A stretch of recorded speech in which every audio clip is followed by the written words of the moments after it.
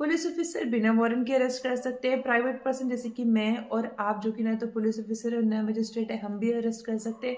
तो फिर मजिस्ट्रेट क्यों नहीं? सेक्शन 41 बीएनएसएस के अंदर और सेक्शन 44 सीआरपीसी के अंदर यही प्रोविजन रखता है कि मजिस्ट्रेट भी अरेस्ट कर सकते हैं। कब मजिस्ट्रेट अरेस्ट कर सकते हैं? उन केसेस में जब उनके लोकल जुरिस्डिक्शन में कोई व्यक्ति ऑफेंस कर देता है, कोई व्यक्ति कोई क्राइम कर देता है, तो उस व्यक्ति को खुद से पकड़ सकते हैं, खुद से अरेस्ट कर सकते हैं, या फिर किसी व्यक्ति को बोल सकते हैं और वो व्यक्ति उस व्यक्ति को अरेस्ट करने की पावर रखता है। उन केसेस में भी अरेस्ट कर सकते हैं जहां पर मजिस्ट्रेट के पास वारंट इशू करने की पावर हो। तो उन व्यक्तियों को अरेस्ट करने के लिए भी मजिस्ट्रेट यहाँ पर बोल सकते हैं जिनके लिए वो वारंट इशू करने की पावर रखते हैं। अब आ जाते हैं मेन बात पर, वो है कि मजिस्ट्रेट कौन से। देखिए, हमारे सीआरपीसी में दो मजिस्ट्रेट की बात हुई है, एक है जुडिशियल मजिस्ट्रेट और दूसरे है एग्जीक्यूटिव मजिस्ट्रेट।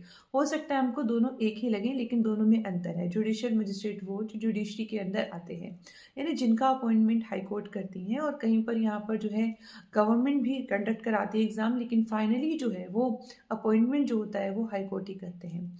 अब आता है, अगर हम एग्जीक्यूटिव की बात करें तो पूरी की पूरी यहाँ पर जो अथॉरिटी होती है वो स्टेट गवर्नमेंट के पास होती है।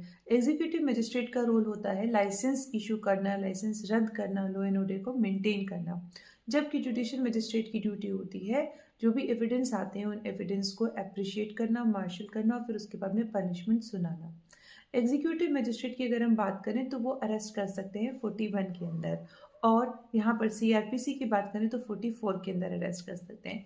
तो एग्जीक्यूटिव और जुडिशियल मजिस्ट्रेट में ये अंतर होता है। इसके अलावा एग्जीक्यूटिव मजिस्ट्रेट में जब हम बात करते हैं लॉ एंड ऑर्डर मेंटेन करने की, तो वो तो कर ही सकते हैं। उस लॉ एंड ऑर्डर को मेंटेन करते हुए वो अरेस्ट भी कर सकते हैं, ये भी बात हमने जान ली।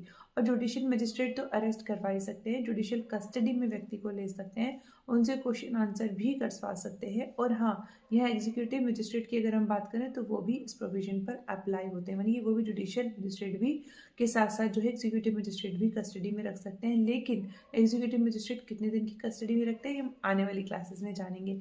अच्छा, एक बात और ध्यान रखिएगा, जब मजिस्ट्रेट अरेस्ट करवा लेते हैं या कर लेते हैं, उसके बाद बेल के प्रोविजंस लागू होते हैं, मतलब उनको बेल देनी है नहीं देनी है उसके अकॉर्डिंग फिर आगे मजिस्ट्रेट कार्यवाही करते हैं। Thank you so much for listening. Thanks a lot.